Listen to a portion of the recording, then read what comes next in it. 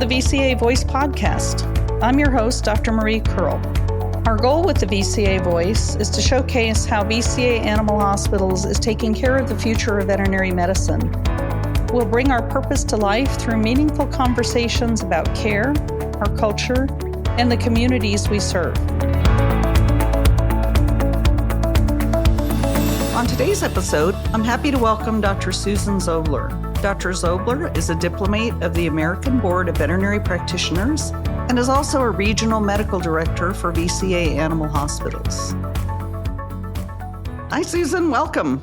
Hi, Dr. Kerl. Thank you so much for inviting me today to this conversation. I'm excited. I'm so glad that you're here, and I'm going to jump right into the first question. So tell me a little bit about your journey in veterinary medicine and with VCA. Happy to. My journey is a little bit different, I feel, than most veterinarians. When I was heading off to college, I knew I wanted to enter a medically or a biomedically related field. Undergraduate, I went to North Carolina State University as a scholarship gymnast. And when I started school, I was bombarded with much excitement about the beginning of the very first class at North Carolina State College of Veterinary Medicine. Oh, wonderful. I got the bug too and went on to pursue a BS in zoology with the plan of going to vet school upon graduation. I am a native of South Florida, so I applied to both North Carolina State and to University of Florida and was lucky enough to get accepted to both. For family reasons, I did go ahead and attend the University of Florida. Upon graduation, I did enter into the VIRMP match and was accepted as an intern at Hollywood Animal Hospital, which is now VCA Hollywood. And I did live at home during my internship year with my dad. Following the internship, I moved on to a GP hospital that is now VCA Hillsborough in Coconut Creek, Florida. In 1995, my GP hospital was sold to a company called the Pet Practice, and a year later, we became VCA. Our merger grew VCA from 70 hospitals to about 150 hospitals, still tiny compared to what VCA became ultimately. The growth of VCA continued on, and I've been privileged to be a part of VCA's growth and evolution ever since then. And in July, I celebrated my 32-year anniversary with VCA.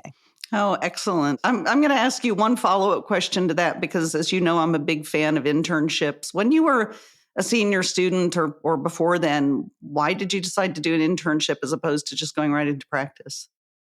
So for me, an internship was one of the best decisions. The Hollywood Animal Hospital was actually my family veterinarian. Oh, wonderful. And I did want to go home and live with my dad due to some family reasons. And I also felt the additional educational year would be of benefit to me. So for most of those reasons, I did choose the internship. Yeah, Hollywood has had such a long-standing program and has an excellent reputation. So that's exciting. So tell me about your role as a regional medical director. You were one of the original regional medical directors. How did that role originate? Yeah, so I feel I was very lucky to have people who saw something in me, especially that young, that honestly I did not see it myself. At the Pet Practice, I was put into a role titled the Clinical Practice Manager with duties similar to today's VCA Area Medical Director role. As I was joining VCA, the original group of RMDs was also being formed at the time by our CMO, Dr. Todd Tams, and he had already planned their very first meeting in Los Angeles. Dr. Tams asked me to join that illustrious group at that first meeting in Los Angeles in early 1996. I started in the RMD role part-time then with around 18 hospitals in East and West Florida, while still remaining a full-time medical director in my home hospital. As the number of hospitals grew and, of course, the VCA geography grew, I moved on to a full-time regional medical director role around 2000. And are any of that original team still on board, or have they all moved on into other endeavors? Well, most have moved on to other endeavors. I do believe Rocky and I are still the only original left, but we're proud to be. So. Well, I am proud to have you. We spoke to Rocky on a podcast earlier this year. And that wealth of knowledge and experience is just amazing. So I'm really, really grateful that both of you are still here. And for Dr. Tans for getting the ball rolling on that. I think it's one of the things that differentiates us as a company. Why is the regional medical director role important in guiding hospitals? And when you're working with hospitals, what's your major focus? Yeah, that's a great question. VCA has always been a mergers and acquisition company. As such, VCA acquires hospitals of all shapes and sizes and cultures and quality and styles of practice. But it is important that as a VCA hospital, the minimum standard of care practiced at all of our hospitals is of a level we can all be proud of, and that each hospital continues a culture of continuous improvement to maintain the high quality care that VCA has always been known for. The regional medical directors are the North Star in guiding hospitals toward that goal and moving all the hospitals together towards that common focus. So tell me about a few of the medical initiatives and changes that you've worked with your hospitals to accomplish that goal of maintaining highest medical quality. Yeah, so over my 32-year VCA tenure, I've watched the level of veterinary care offered to our patients advance exponentially. I am very lucky as a part of VCA's medical leadership to participate in so many of our medical initiatives. When VCA successfully drives a medical initiative, we do change the profession, and I'm very proud of that. I was privileged to be the primary author of VCA's first Standards of Care document that I shared at that very first RMD meeting in 1996, as well as the committee chair of two subsequent drafts that have followed as medical practice quality and standards have changed. In the early days, the RMDs had the responsibility to ensure effective pain management, new to the profession at the time, was practiced in all of our hospitals. And for the advancement of anesthetic safety, we also brought forward IV catheters, IV fluid support, and perioperative anesthetic monitoring, and of course, focus on barotrauma avoidance as minimum standards of care in all of our VCAs for all of our anesthetic events. Personally, I do have a passion for complete wellness care being offered consistently to all well patients. At VCA, we are fortunate enough now to have Care Club to help us achieve that goal. To me, the best doctor is the one who prevents disease or treats it early in the course when they can. So I do enjoy making sure that all pets get complete wellness care every time they come see one of our general practice veterinarians. I was focused in adding equipment maintenance to our practices across our hospitals, as well as training radiology and surgical techniques in the very rapidly evolving general dentistry. Of course, today the focus is implementation of hands-free radiology among all of our VCA hospitals. Yeah, those are amazing. And I've been in the profession a little bit longer than you have. And, the anesthetic standards that you mentioned, they all just seem so routine and commonplace now. And it's just hard to imagine that it wasn't that long ago that things like pain management and using IV catheters for general anesthesia was not accepted practice. And I completely agree with you that as we lead, that leads the profession as well.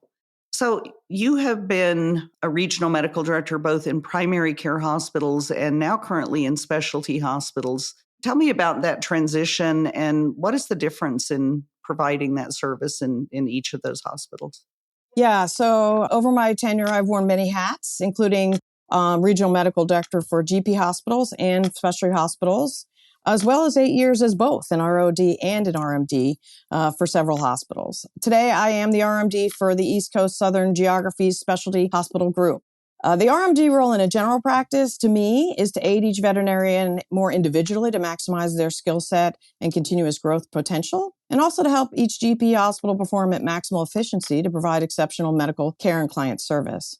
The role at an RMD for the RMD in a specialty hospital is a bit different. The RMD's role is more to support each specialty department with trained staff and the advanced equipment needed to maximize their specialty service, as well as help guide the departments to work together as one team to offer best care and service to each patient, as well as exceptional customer service, and of course, continuing education to our RDVMs. So how was it being a regional operations director or ROD at the same time doing both of those jobs? Yeah, so in the earlier days of VCA, there weren't as many individualized titles and roles.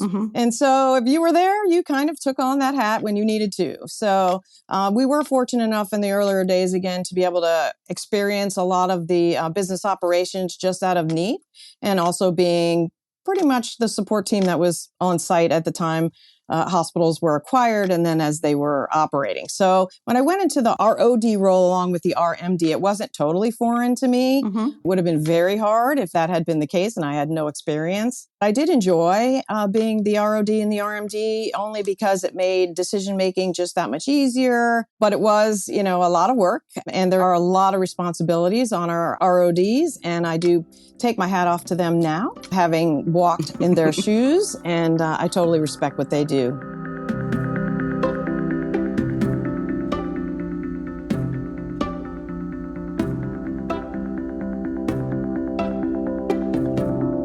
I'd like to learn a little bit more about your board certification in the American Board of Veterinary Practitioners, which is also abbreviated ABVP. When did you decide to pursue that certification and why? So I first became an ABVP diplomat in 1996, just prior to that first RMD meeting. My species specialization is canine feline. During my internship year at VCA Hollywood, one of the previous owners actually helped found the ABVP board and was focused on certifying others. So I went into my internship thinking I did want to go on and specialize. But during my internship, I did come to love both advanced medicine and surgery. And I was struggling with giving up one or the other. Mm-hmm. With the experience of other colleagues at my hospital, watching them practice the highest levels of medical and surgical care of the total patient, along with the commitment of lifetime learning with the every 10-year recertification commitment that is a part of the ongoing diplomat status, I did choose to become an ABVP diplomat. I am currently on the edge of completing my fourth recertification cycle. Oh, wonderful. Congratulations. And, I will say that the ABVP, I think, has led the specialty profession in the recertification. The other specialties have just recently come on board with that. And in my understanding, in human specialties, you have to recertify also. I have a lot of respect for that process. What are the other species that somebody can become an ABVP diplomat in? Yeah, there's several subspecies. There's canine feline, there's feline, there's bovine, there's ruminant, small mammal, shelter medicine, and a few others. The subspecies specialties come into play after you become an ABVP diplomat, and then you do your subspecies specialization as part of the process.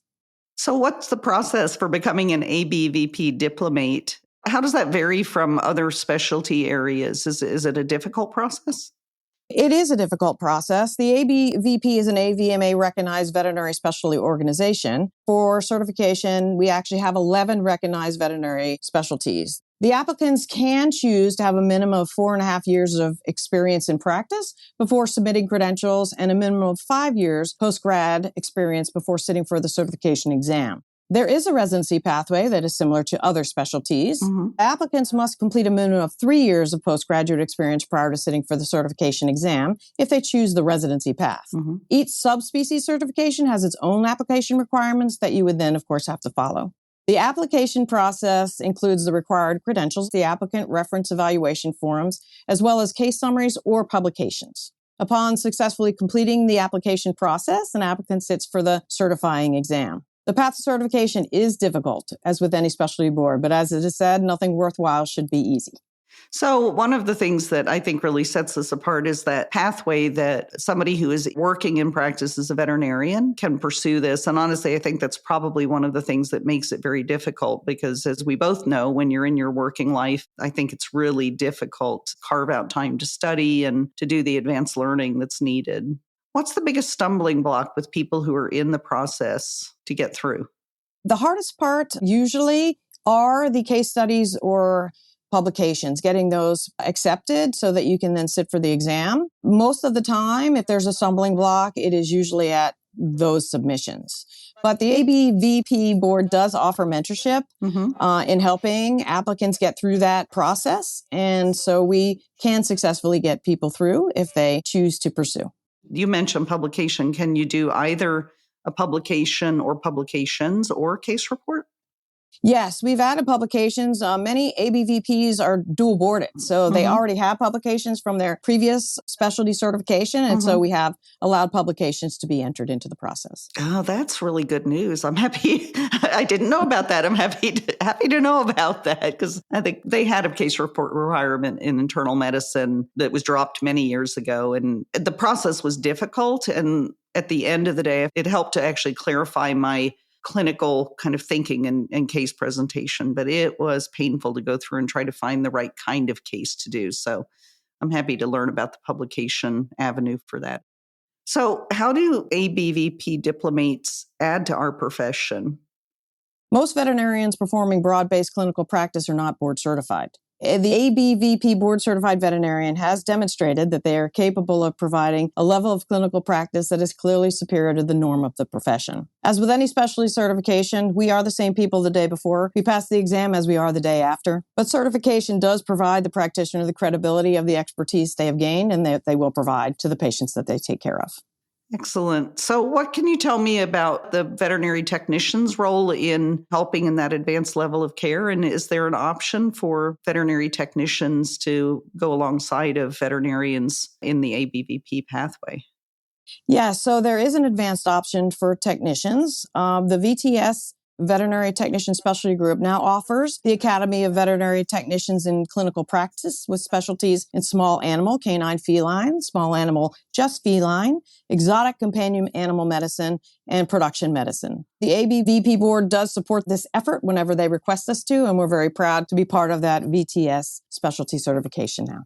How much did working with qualified technicians, certified technicians, help your practice? So I personally didn't work with any VTSs yet. That is a very new that's a opportunity. new thing, yeah. Yeah.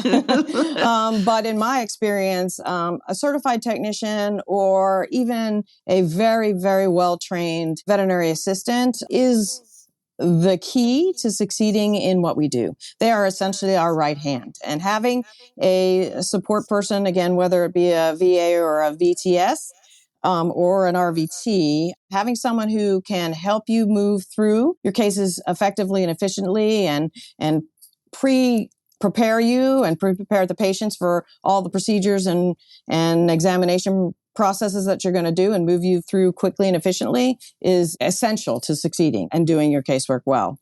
I even have, and I'm sure you have as well, had many a technician save me and where they felt or heard something that I might have missed on an exam, and they were kind enough to point it out so that we worked together as a team to make sure that the patient got the very best in care.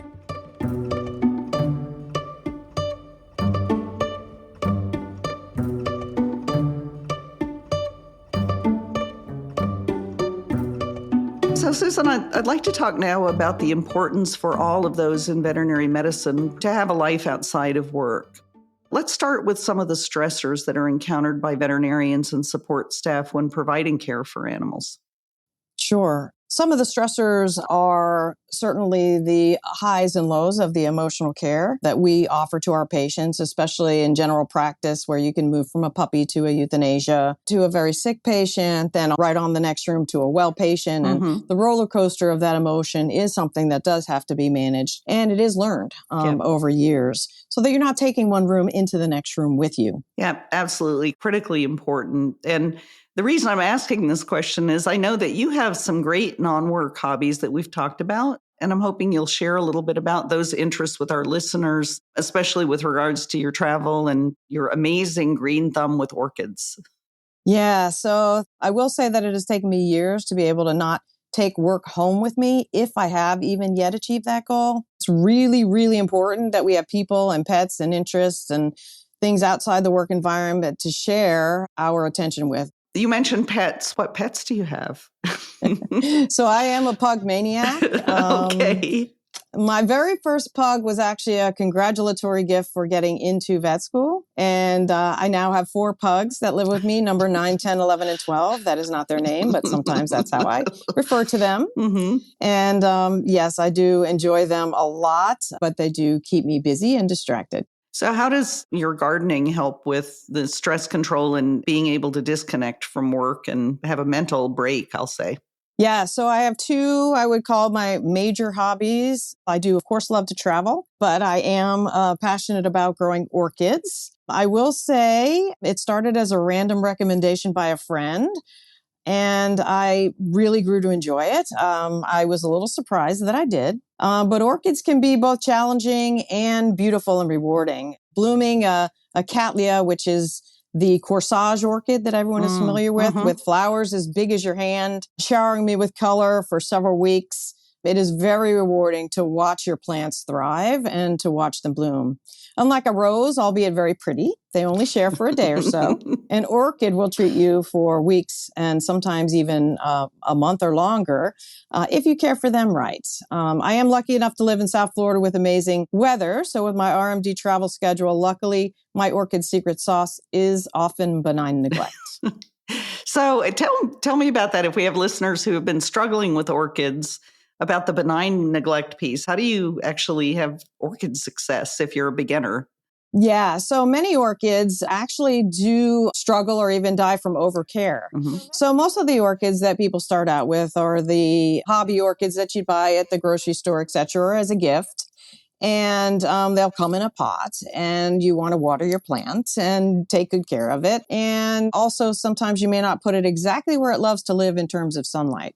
So learning how to not overwater, actually, which is harder than it sounds, and finding the perfect location where your plant doesn't burn, but it gets enough sun to bloom.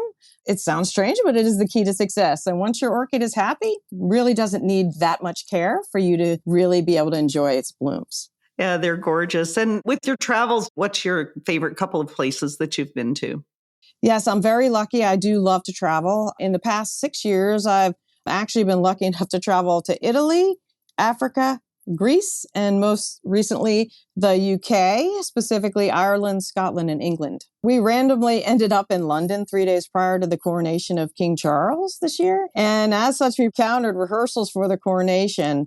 You're walking along the streets of London, minding your own business, and 4 breathtaking Windsor Greys come trotting by, pulling their carriage. And, the full uniform band came marching by, Big Ben, as they were practicing. And it was a great time to be there. It was totally random, but we were very lucky. Hopefully Japan is up next, and we'll see if we can make that happen. What's the biggest lesson that you learn with your international travel? My biggest lesson is to not over worry and overthink it. We did travel some, specifically Greece during COVID. And so there was a lot to think about and plan with that. But mostly just to be flexible and to remember to enjoy what you're seeing, not worry about seeing every single site, even though you want to because you're already there. Enjoy what you're doing, see as much as you can. If you don't see everything, get another chance to go back.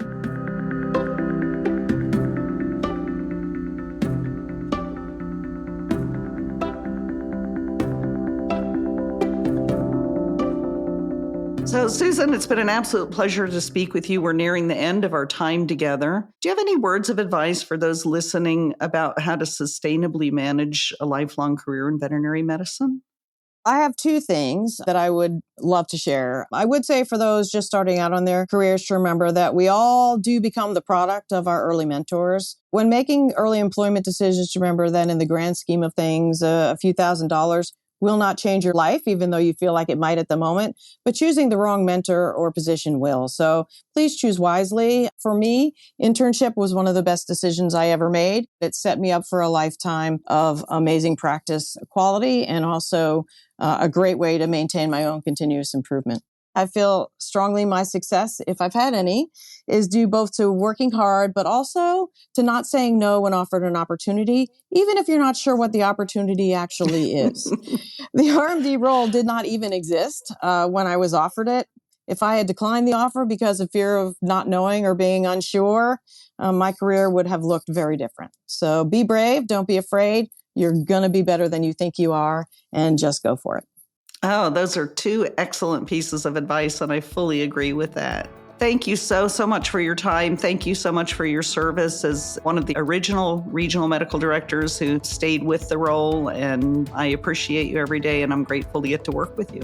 Thank you so much for having me. It's been a pleasure, and I look forward to many more years with VCA. Thank you so much for listening in. If you enjoyed today's episode, please consider subscribing. Don't forget to leave a review to let us know your thoughts and share the episode with friends. Follow VCA Animal Hospitals on social media at LinkedIn, Twitter, Facebook, and Instagram. For more inspiring stories, visit our website at vcavoice.com.